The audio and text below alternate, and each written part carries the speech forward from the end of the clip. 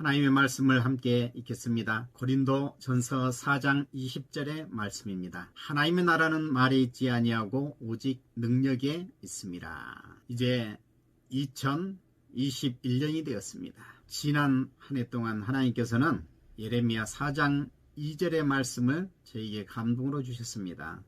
그래서 그 말씀을 가지고 1년 동안 목회해 왔습니다. 그리고 구호는 우리는 이 땅에서도 하늘나라를 살겠습니다 라고 정하고 이를 주일마다 다짐했습니다. 그리고 주제성구를 예배 때마다 함께 읽었습니다. 진실과 정의와 공의로 여호와의 삶을 두고 맹세하면 나라들이 나로 말미암아 스스로 복을 빌며 나로 말미암아 자랑하리라. 진리와 정의와 공평이 묵상의 주제였습니다. 만약 이 셋이 바로 선다면 세상이 스스로 굴복할 것이에요. 그러나 뜻하지 않은 코로나19의 상황이 우리에게 펼쳐지고 한국 교회는 대단히 실망스러운 모습을 보였습니다. 세상이 점점 교회에 등을 돌리고 있다는 것을 우리가 느끼고 있습니다. 이제 새해에 하나님께서 저의 마음에 능력이라고 하는 주제로 감동을 주셨습니다. 주제 성구는 본문 말씀입니다. 고린도전서 4장 20절 하나님의 나라는 말에 있지 아니하고 오직 능력에 있음이라. 코로나19가 부정적인 것만은 아니죠. 하나님께서 이것을 통해서 교회에 잘못된 것을 제거하고 계신다 하는 생각이 듭니다. 교회 내에서 참된 신앙이 아니라 종교심으로 행하는 거짓을 하나님께서 제거하고 계십니다. 능력이라고 하는 말도 상당히 왜곡되게 사용하고 있습니다. 교회에서 성령의 능력이라고 말하지만 많은 경우 성령 하나님의 이름을 망령되게 부를 때가 많습니다. 병을 고치고 기적을 행하는 것을 성령의 능력이라고들 말합니다. 그게 없지는 않을 것이겠지만 성도나 교회에게 주된 능력은 그게 아닌 거지요. 오늘 말씀에 또 하나님의 나라가 나옵니다. 많은 그리스도인들이 십자가는 아는데 하나님의 나라는 잘 모릅니다. 하나님의 나라에 대해서 잘못 알고 있는 이들이 많습니다. 천당 혹은 천국을 죽은 후에 가는 내세로만 생각합니다. 그러나 하나님의 나라는 그런 의미가 아닙니다. 이단 중에 여호와의 증인이 하나님의 왕국이라고 하는 표현을 쓰는데 참 좋은 말은 이단들이 다 가지고 갔다 하는 생각이 듭니다. 우리가 각성해야만 하겠죠. 본문에 나와 있는 이 하나님의 나라는 하나님의 왕국을 말합니다. 하나님이 주권을 가지신 나라, 하나님께서 친히 다스리시는 나라입니다. 우리 교회는 하나님의 다스림을 받아야만 합니다. 그런데 오늘날 우리 그리스도인 개인 또는 교회가 하나님의 통치를 받고 있는가 깊이 생각해 봐야만 하겠지요. 바울은 바로 하나님의 나라에 대하여 말하고 있습니다. 바울이 전한 복음의 주제가 하나님의 나라입니다. 많은 그리스도인들이 십자가는 아는데 하나님의 나라를 잘 모릅니다. 왜 예수님이 십자가를 지셨습니까? 이 백성을 구원하여 하나님의 백성을 만들기 위해서입니다. 하나님의 백성은 하나님의 다스림을 받고 삽니다. 예수님은 다름 아닌 우리와 함께 하시는 하나님이십니다. 예수 그리스도의 십자가의 보혈로 구원받은 백성은 이제 하나님의 나라에서 삽니다. 물론 아직 통치를 받지 못한 세력이 남아있기에 계속적인 전투를 치러야만 하지만 말입니다. 빌라도의 법정에서 예수님은 빌라도에게 말했습니다. 하나님의 나라가 어떠한가 가르쳐준 것이죠. 요한복음 18장 36절에 보면 내 나라는 이 세상에 속한 것이 아니니라. 만일 내 나라가 이 세상에 속한 것이었다면 내 종들이 싸워 나로 유대인들에게 넘겨지지 않게 하였으리라. 이제 내 나라는 여기에 속한 것이 아니니라. 세속적 개념의 국가가 아니라 하는 뜻입니다. 그런데 오늘날도 이 교회를 이렇게 생각하는 사람이 많아요. 어떤 세속적인 세력으로 규정하려고 하는 사람들이 많습니다. 그게 평신도나 불신자가 그렇게 생각하면 영향이 덜하지만 교회의 지도자가 이런 생각을 하면 교회에 전반적으로 심각한 피해를 줍니다. 자, 본문은 고린도전서입니다. 고린도라고 하는 곳은 그리스의 최남단에 있는 펠레폰네소스 반도에 있는 도시입니다. 그리스 본토와 마치 다리처럼 6km 정도 좁은 그 지역으로 연결이 되어 있습니다. 섬 같은데 거대한 반도입니다. 이곳은 동양과 서양을 잇는 바다가 양쪽으로 있어요. 그런데 이 반도 때문에 이 서양 쪽에서 동양으로 또는 동양에서 서양으로 여행을 하려면 400km를 돌아가야만 합니다. 그래서 이 지역이 6km 정도 되기 때문에 배를 육지로 끌어올려서 넘겨주는 거예요. 이쪽에서 저쪽으로, 저쪽에서 이쪽으로 넘겨주는 겁니다. 그러다 보니까 양쪽의 항구가 발달하는 것이죠. 고린도라고 하는 도시가 얼마나 번창한 도시였는지 지금도 그 유적이 남아 있습니다. 아고라와 그리고 아크로폴리스, 아고라는 시장을 말하는 것이고 또 아크로폴리스는 그리스의 성은 아주 높은 요새 적을 막기 위해서 성을 건축하는데 바로 그것을 아크로폴리스라고 이렇게 합니다.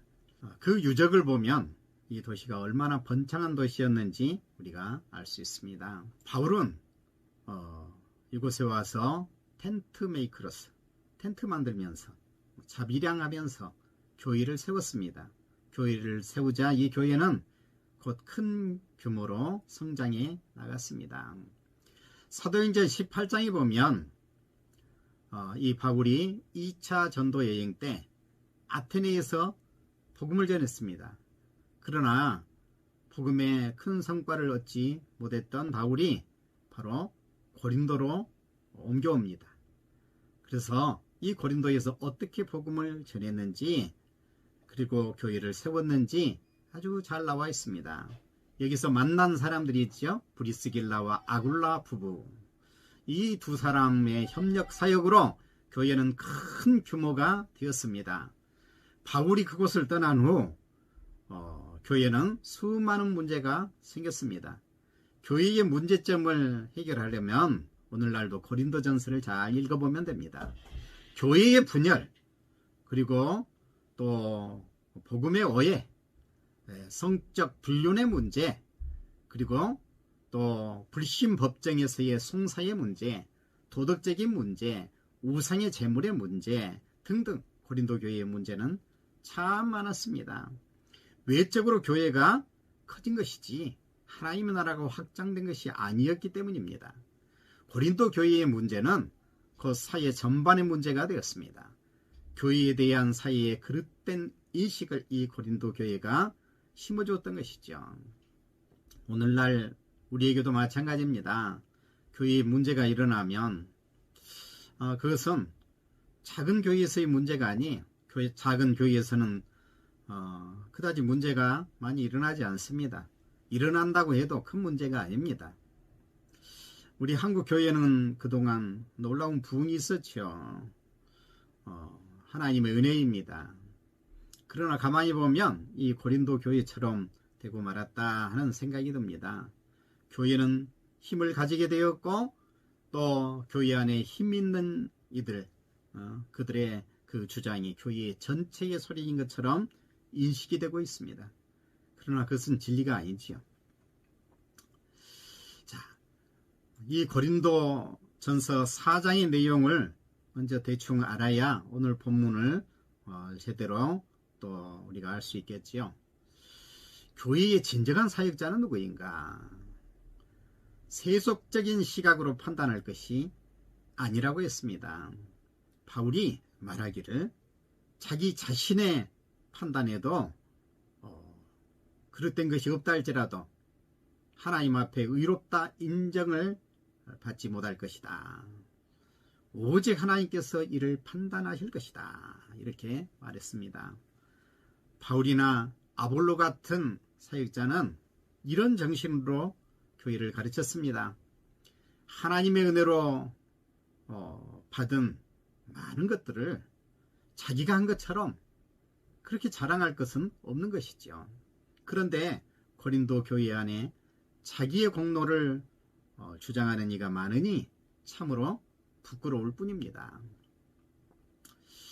이 고린도 교회의 복음을 전했던 사역자들은 그 이후에도 여전히 고난을 당하면서 어려움 속에서 복음을 전하고 있습니다.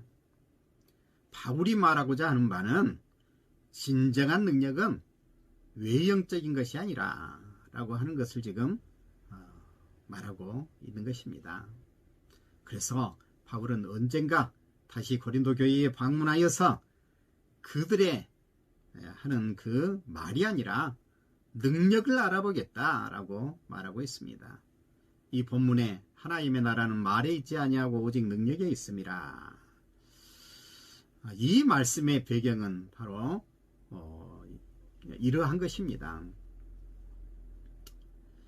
놀랍게도 여기에 하나님의 나라는 말에 있지 아니하다라고 할 때에 이 말은 하나님의 말씀인 로고스를 이야기할 때에 쓰는 단어입니다.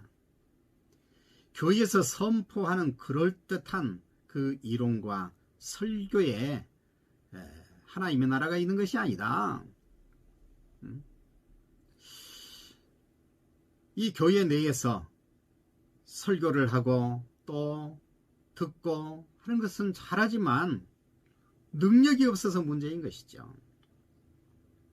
이 능력이라고 하는 말도 많은 사람이 곡해하고 있습니다. 교회에서 잘못 사용하고 있는 것이죠. 이 고린도 교회의 문제는 바로 우리의 모습입니다. 이 능력은 어떤 신비한 능력이 아닙니다. 오히려 죽음을 이기는 삶의 능력입니다. 큰 건물, 많은 사람, 재정적인 능력, 신비한 치유의 역사, 많은 은사 이런 것들이 아닙니다. 오히려 거룩함이 능력입니다. 이 능력은 하나님의 말씀을 전하는 대로 사는 데서 나오는 것이죠. 예수님께서 제자들을 부르실 때에 나를 따라오너라 이렇게 말씀하시면 그 제자들이 권위에 복종하고 바로 따라 나섰습니다. 이런 게 능력이지요. 그런데 이 세상은 어떻습니까? 하나님의 말씀을 전하면 콧방귀를 뀌면서 조롱하고 비난합니다. 나에게 설교하지 마 이럽니다. 설교하는 것이 바로 잔소리로 들려지고 있습니다. 이것은 왜입니까? 바로 능력을 상실했기 때문입니다. 자, 능력이라고 하는 거 헬라의 원문은 디나미스입니다. 디나미스는 힘, 능력, 세력, 역량 등을 의미합니다. 영어의 다이나믹이라고 하는 말이 여기서 나왔습니다. 힘찬 것, 정력적인 것, 역동적인 것을 말합니다. 하나님의 말씀은 능력이 있게 마련인데 왜 능력이 없을까? 하나님의 말씀을 전한다고 하면서 자기의 말을 하기 때문에 능력이 없습니다. 또 말은 그렇게 하는데 그렇게 살지 않기 때문에 능력이 없습니다. 우리가 그리스도인이라면 이미 능력을 가진 그리스도인이에요. 우리는 하나님 나라의 백성으로서 이미 디나미스, 능력이 있습니다. 예수님의 보혈로 이룬 하나님 나라의 능력은 역동적입니다. 정말 우리가 능력을 가졌다면 세상이 감동하고 무릎을 꿇어요. 눈에 보이지 않지만 이것은 확실한 능력이기 때문입니다. 전 새로 만난 이 2021년도에 바로 이런 능력, 이 하나님 나라의 능력, 이것을 우리의 교회가 회복하고 이를 행할 수 있기를 소망합니다. 기도하겠습니다. 아버지 하나님, 쉽지 않은 한 해를 지내고 이제 새해를 맞습니다. 저희의 연약함을 다시 일깨워 주시니 감사합니다. 그리스도인으로서 마땅히 능력을 바라며 살아야 할 것이나 그렇게 살지 못했음을 불쌍히 여겨 주옵소서. 우리의 능력을 회복하여 주옵소서. 저희에게 힘을 주옵소서. 하나님 앞에 거룩한 백성으로서 하나님의 영광을 드러내며 살게 하옵소서.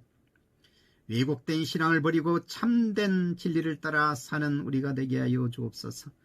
새해에는 세상 권세를 추구하는 교회가 아니라 거룩한 하나님 나라의 권세를 추구하며 살게 하여 주옵소서. 지금까지 인도하여 주신 하나님, 앞으로도 함께 해 주실 줄 믿사옵고 저희들에게 능력을 주실 줄 믿사오며 예수님의 이름으로 기도드리옵나이다. 아멘.